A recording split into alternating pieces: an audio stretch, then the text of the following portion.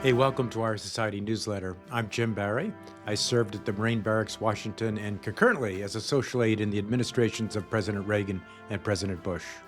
This is the first time we've tried the interviews in an audio format, so we hope you enjoy listening directly from our Society members. Now, I have to tell you, having interviewed a lot of us over the last several years, what I most like about the audio interviews is that you get to hear directly from our Society members in their own voice, their backgrounds, why they joined the service, what they did or what they're doing in the service, what brought them to the White House, and what they've done since. What impressive ladies and gentlemen we have in our society. So take a listen to our members. We hope you enjoy their stories and let us know if there are others within our society who you think we should be speaking with in the future. Enjoy. Hey, Collin Smith. Great to have you as part of our interview. It's a real honor to have you on. Yeah, likewise. I'm happy to be here. So out of West Point, you became an ordnance officer in the Army. Mhm. Then you went funded law.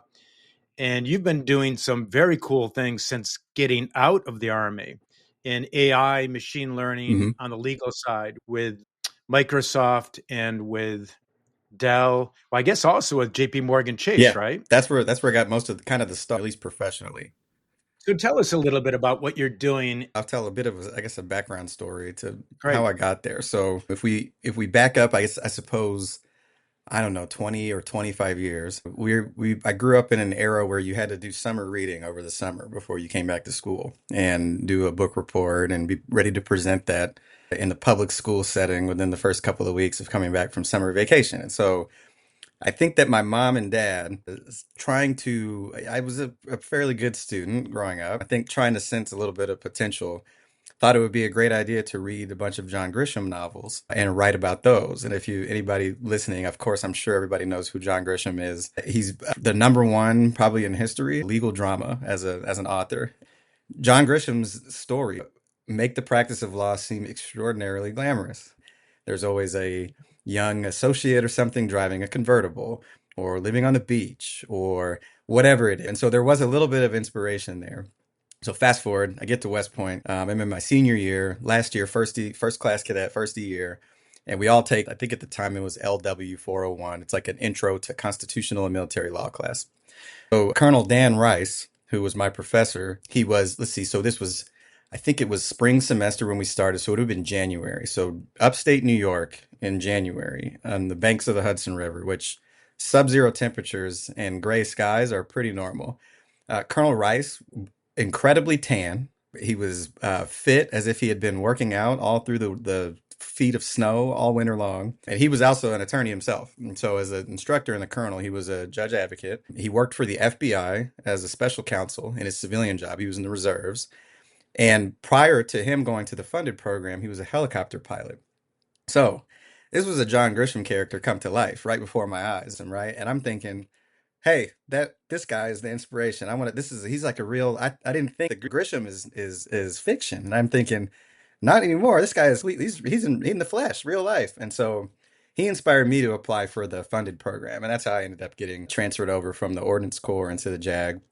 And from then on, it was I had surmised that the future would probably look similar to my own dad, who did 25 years Army, federal government. He retired as a colonel, became an SES, long federal government career. Eventually, he did retire Hmm. just last year, but I had assumed that I would take the same path. I mean, I went to the academy, wanted to join the Army to be like my dad. I decided to go a different direction. That at the time, the Army, it stopped being fun, and my dad had always told me, if something's not fun anymore, do something else. Don't keep doing something that's not fun. So I got out and was fortunate enough to get a job at JP Morgan, where I was part of a small team of lawyers working with a group of software engineers trying to build a platform for like an AI powered or machine learning driven regulatory change management platform for the company. And tell the folks Yeah, about what year was that? that was 2016 when I first started at JP Morgan. Okay, great, So great, great. long before generative AI, long before OpenAI. I think OpenAI was founded in 2018, a couple years later. But yeah, so got to start there working on that. Banks are not tech companies, and so that was there were some things that I wasn't getting exposed to or wasn't getting my hands on that I really wanted to. I wanted to work more in depth, true technology. I've been a nerd or a geek my entire life. I used to tinker with my parents' PC and make them mad. They thought I was going to break it when I was trying to overclock the processor to be able to run some of my more favorite video games. And so there was like a lot of things that I was always doing with tech and with computers in particular. And so Cool. wanted to blend those two. Didn't think I could blend those two things, actually. I didn't think I could blend the law, which was something I've probably read all except Grisham's latest release that came out a couple of weeks ago, I think. And the technology, I didn't think I could blend those two things in life. And then there I was at JP Morgan doing that to some extent before I left and went to Microsoft toward the end of 2018. And this is a White House Society interview and not a Right. technology interview. I actually have a podcast on aviation technology, so I have to be careful of drifting.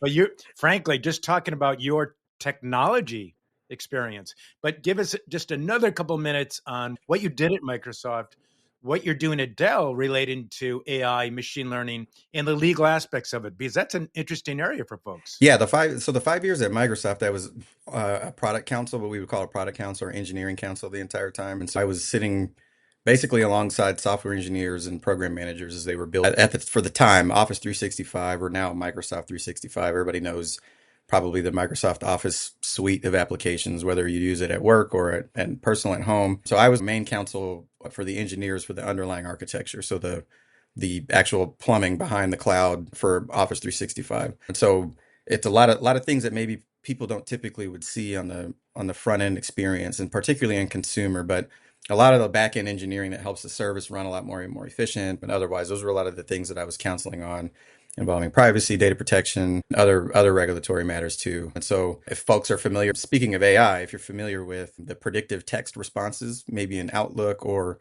Oh, not yeah. really anywhere, but particularly in Outlook. That's a feature that I helped launch at Microsoft. It's my claim to fame, as I like to say. People love it. They every time I tell someone this story, they love that feature, and I say I'm glad. It was when it first was brought to me. It was on two PowerPoint slides. There was no code written yet, and it was a big concept that was completely non-compliant with the law when they brought it to me. And so we had to do a lot of working together to get them in a place to where under data protection law like GDPR and otherwise that we could deploy this thing in market without running afoul of global regulation and quite frankly running afoul of the court of public opinion when it comes to privacy and data protection. I think we all know that that's probably the maybe more important for reputation than running into the European Commission and regulators is making sure that Jane Doe and John Smith out there believe that they can trust you with safeguarding their data. So Right. Here we are with John Grisham novels and West Point, ordnance officer. You're at JP Morgan, you're at Microsoft, now you're at Dell. yeah. 20 years from now, what are you going to be doing? So one thing I know that my knees will be more sore 20 years from now. So I do know that. The other thing though, as I would hope to not be working in 20 Okay. years anymore. I would like to hopefully be able to retire early. But no, I think 20 years from now, I think I'll have been doing a true practitioner thing for quite a while, and by then I would hope to be more into a more mentorship type of role, whether it's an adjunct professor trying to teach the new generation, and maybe not necessarily the law either. I mean, maybe just local educating young kids and making sure that they can understand the importance of STEM education and what that can do for a career and what it's going to do for I think the world going forward. Something to where I can truly feel like I'm going to give back to the community in a way, as opposed once I've done running my race career wise, I would say. That's great. Thanks, Colin. Well, tell the folks, where are you from? I know you're living in Seattle Yeah. now. So that's where I would say I'm from now. This is the longest I've lived somewhere since I've left home to go off to the academy. So I'm a military brat growing up. My dad, like as I mentioned, 25-year colonel.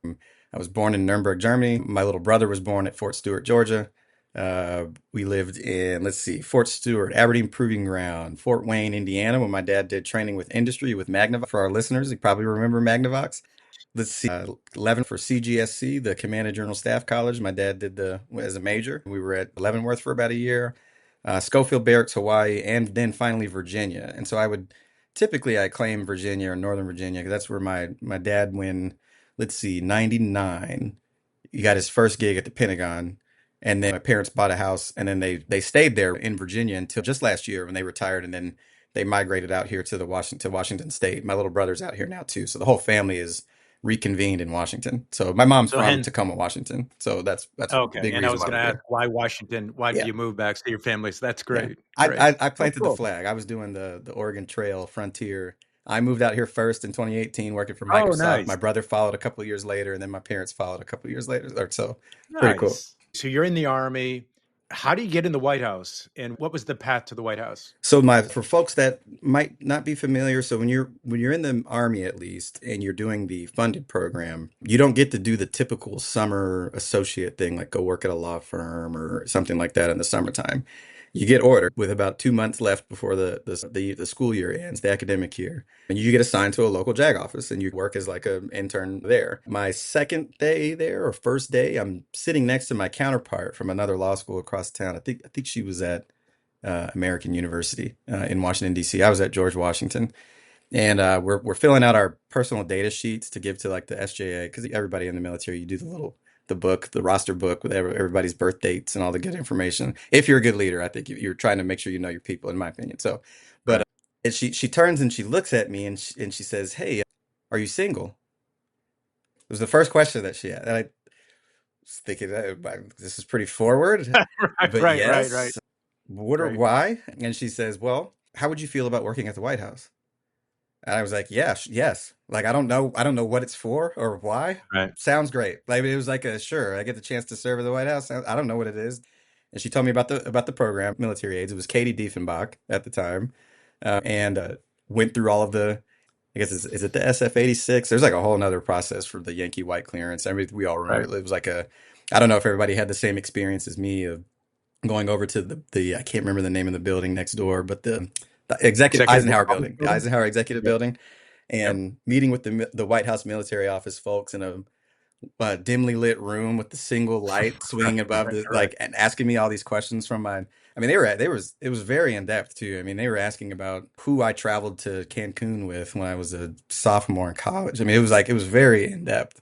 And then away we went. Started my first couple of events. I believe my first event was the following year when the clearance finally came through. It was the St. Patrick's Day event. And tell everybody what president. This is Obama. I was there from 2011 and yeah, 11. My first event was 11. I did the interviews and everything in 2010, but 11 to 13. So for the last 2 years I was in law school before I PCSed, I was And the there. end of his first term and the beginning of Yeah, his next term. yeah, Great. yeah. So the St. Patrick's Day event was pretty neat. I think it was I think it was Steelers owner, I think Art Rooney, was it Art Rooney, who was the ambassador to Yep. Ireland, I believe at the time. I think it Yep. was Art, not, I think that was Dan. I think it was Art Rooney. I got to meet Frank O'Hara. Oh, It wow. was because he brought like his Steelers contingent with him to the reception. I mean, it was super, super cool. And that was like the very first, like first event. I mean, that's a great one to do is the first one. And then seeing the amount of fun that the people were having and it was great. And it was really great to realize like, hey, I've been this is a fantastic opportunity. I mean, you've been selected to truly represent the president, represent the country, represent the military. I mean, everything, anything that was, whether you're there at the White House and then wearing your own uniform, you're representing quite a bit, and a little bit different for that one because American citizens. But state dinners I think, are critically important, where you truly are representing the United States when foreign dignitaries are there to visit and wanting to make sure that they have a warm and welcoming experience. Tell us about whatever you can tell us about what it was like with the Obama White House. Is there anything you can share with us that you're allowed to share? There are two, let's see, two stories that I would probably one I won't share. It'll be for a celebrity who was very upset with me during the Kennedy Center honors. I won't share that story here, but I will name names though. It was Lenny Kravitz. Oh, For is for that any right? fans of Lenny Kravitz, I am not a fan of Lenny Kravitz after that experience. He was really mean. Now, He was really mean. is that right? Now, if I may, can Actually, I I will leave tell the this in story. the You want interview? me to tell it? I can tell it. Do I'll tell it if. do you mind me leaving it in the interview? Yeah, absolutely. All right, good. So Yeah, tell the story. no, so okay, so Kennedy Center. It was the year that I don't remember who the honorees were in particular, but what I do remember is that we were doing East Room seating the guests for the performances. And we line up kind of like working in the inauguration where we take the next person and then take them to their seat. It was almost like receiving line, but not for taking them to seats and such. And there was a reserved section which had names on chairs like people that you might have heard of, Yo-Yo Ma, Aretha Get out. Franklin, Denzel Washington. Those are people that you might Oh, have heard wow. of who had reserved seats. And then there was That's Lenny great. Kravitz, who did not have a reserved seat. He was very angry with me because when it was my turn to seat him in the unreserved section, he didn't have a name card. I didn't know what to do. I went to the script. I said, When I took him there, I said, Mr. Kravitz, this is the unreserved seating section. You are free to select any seat that you wish. He was immediately angry and asked me where his seat was. And I froze for a second, and then I repeated the scripted line of, "This is the unreserved seating section. You are free to choose any seat that you wish." And I kind of didn't Right, know what right. to do. So We've all the been there, key right? with the story is that when I was seating him, the unreserved section was completely empty. So he could have sat in the front row. I pointed him to somebody from the first lady staff from the East who had like the clipboard of all the schedules and the agenda and the events. And I said, she might be able to help you with seating, sir. I don't know what to do. By the time he got done dressing her down about his lack of name card, the unreserved section filled, and Lenny Kravitz had to stand in the back in standing room only to watch the performances for an hour. So, Oh, that is great. yeah, but You're not a fan of Lenny Kravitz, and you're fine with me leaving this in. absolutely. So I hope he hears it.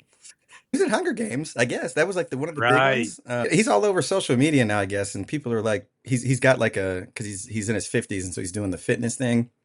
All the comments are like, "Look how fun and full of life he is. What a nice guy!" Like blah blah blah. And I don't say Yeah. anything in the comments, but every comment I want to reply to and say like, "Oh, this Right. guy's a jerk, man. Are you kidding me? Like, don't believe this persona." Well, tell us about, again, whatever you can tell us about the Obama White House. Yeah, it was the one thing that I remember is from the few times, not as many direct one-on-one interactions with the president necessarily, but Right. the ones that I did have were positive. I mean, it was you didn't think that you were talking to the president of the United States.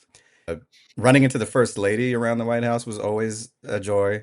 She was very kind, always willing to give a hug, even though the hug would elicit the angry stares sometimes from some of the other staffers, not the Right. aides, but the staffers. I don't know if it was because I don't know. I don't know why they were angry that the social aides were getting some love.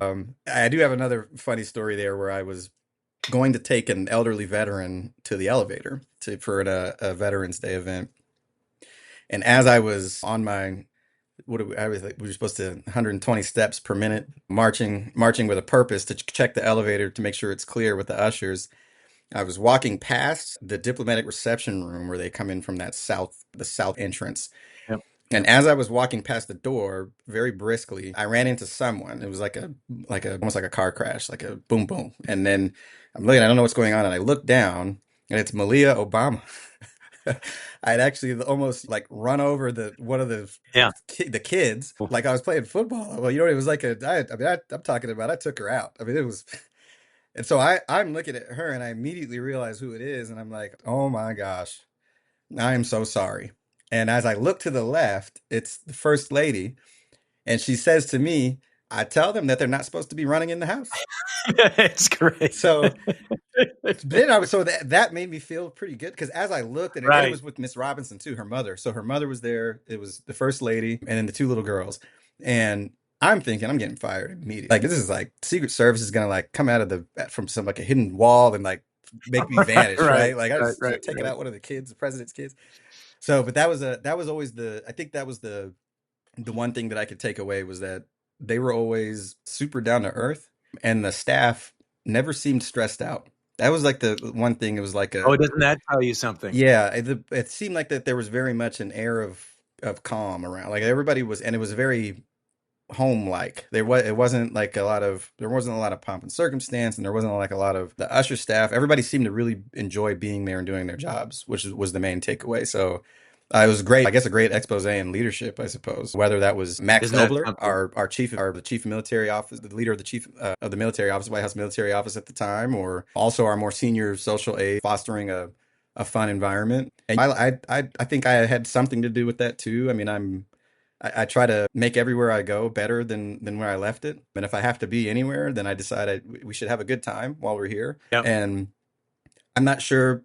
This is anecdotal. I can claim credit for it, but the relationship between us and the Secret Service was one that I wanted to make sure that was fostered Huh. actually, and not something that Tell was us just about like that. they weren't just the guards standing there while we were working. I mean, I tried to get to know them. There's a guy, Will, really great. My mom used to make sweet potato pies for him in the wintertime because he was a good friend. Another Secret Service guy, I knew him fairly well, and he was in a fraternity with another guy that I knew from separate things. So that was like a really cool way to know like, oh, we have at least a mutual friend. And I recall one of the aides one time was we were doing our post huddle, or maybe our before, I think it was our before huddle, and I had been chatting up with a couple of the guys and gals that I knew. She was saying like, ah, wow, I didn't know that the Secret Service were so funny and approachable. Like you guys were having a good time laughing over there. I said, I mean, you gotta talk to them. They're people too. So they don't Good want for to just you. stand there and look bored too. So I try to Good bring for some you. some empathy, or I try to bring the good time whenever you have to be there. You might as well make the best of it. Yep. That's terrific. Is there anything else from your White House aide days that you'd like to share with us? No, just what a great experience.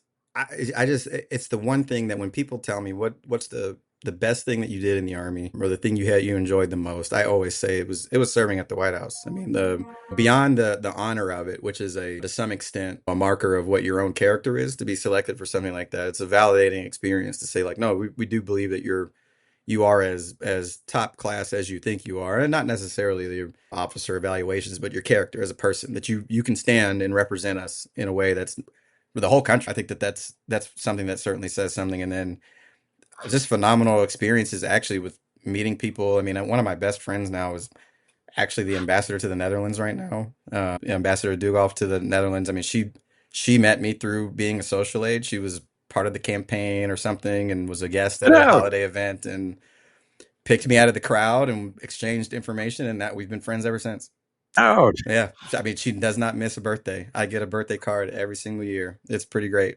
So it's amazing. I don't know how she does it. She doesn't forget anything. I mean, she remembers my mom, my family's birthdays. It's crazy. Yeah. oh, So she's a pretty special person. So those are the types of things that I've probably forgotten more about being a military officer than anything. But I will never forget the right. relationships that I made and the friends that I made. What did you learn from the military that you think your commercial peers could learn from? Empathy, empathy and leadership. It's the number one thing. As I sometimes that 20-year question, maybe I'll be doing organizational leadership consulting, but it's one of those. Empathy and leadership is the one thing that I think is missing from a lot of businesses or official public or private sector type of work. You, Give us an example.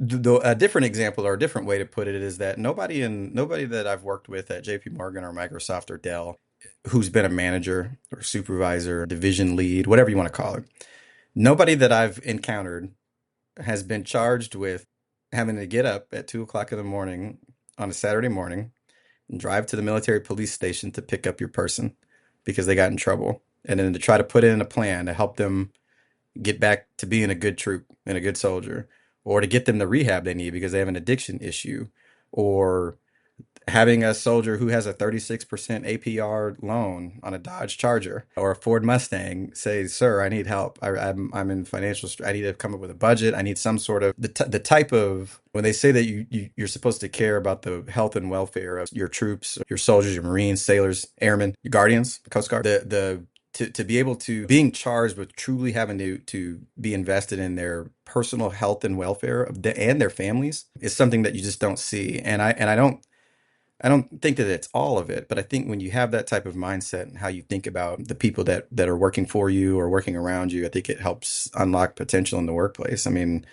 I've had people who are I see I've been practicing law now for 12 years. About I think I'm fairly mid-career, fairly experienced otherwise.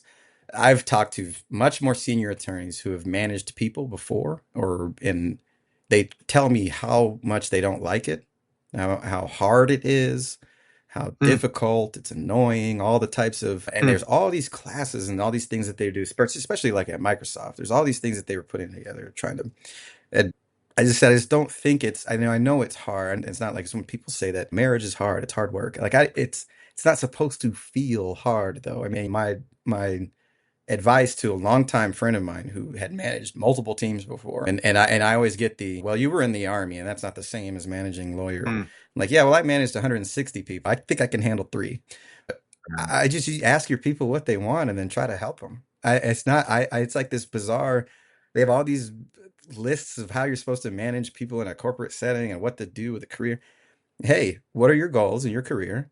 How can I help you achieve your goals? That is, I don't, and I know there's a lot of hard work in between, but I think that the principle or the approach, that's the same way I approach it with my troops.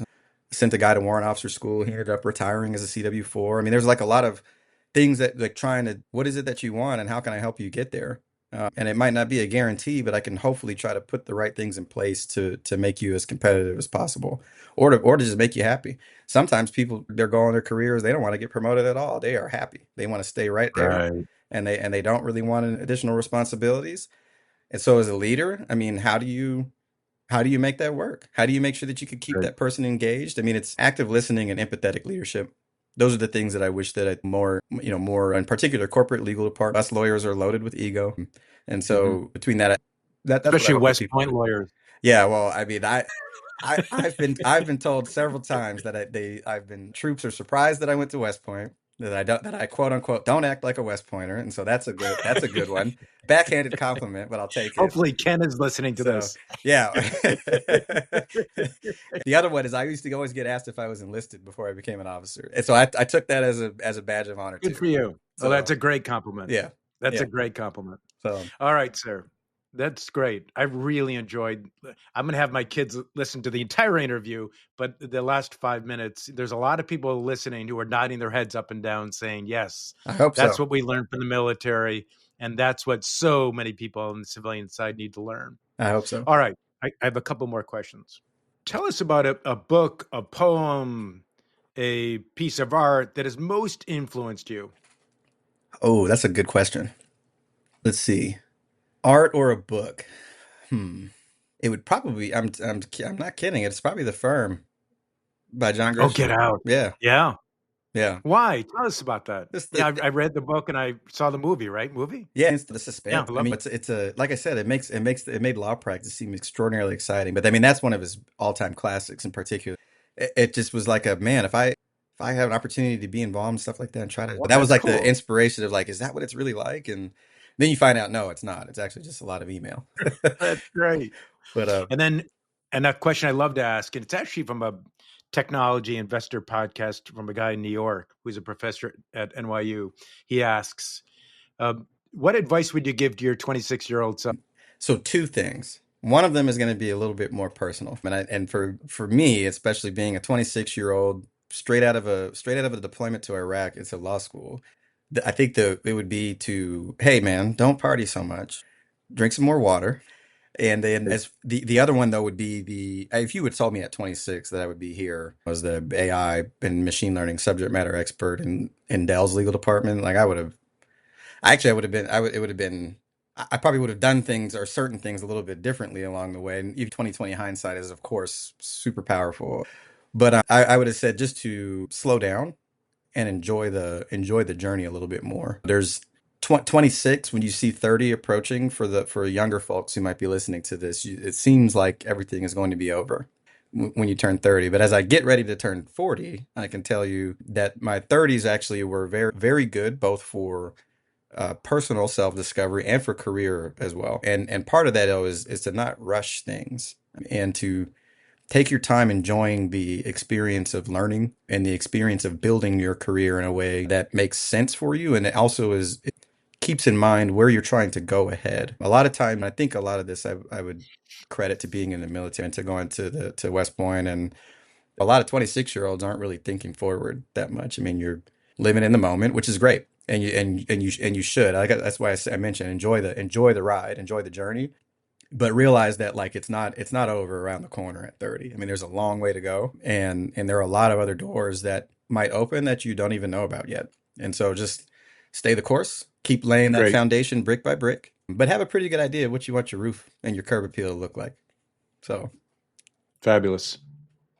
All right, Colin, great answer. Is there anything I haven't asked you that you'd love to tell our listeners about? no, that's pretty much a couple. I could David Beckham, fantastic. I could go down the list of all the people that David Beckham was incredible.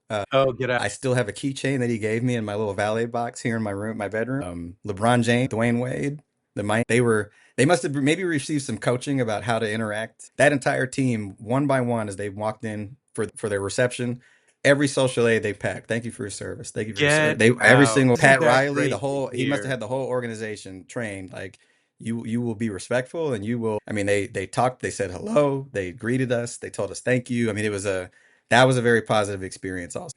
And so Lenny Kravitz is really the only bad one. I'll just say that that's the only. That was the only bad experience. Hey, Great experience. you're an inspiring guy. Great meeting you, Colin. Yeah, great meeting you too. Thanks for doing this for the society. Thanks for having me.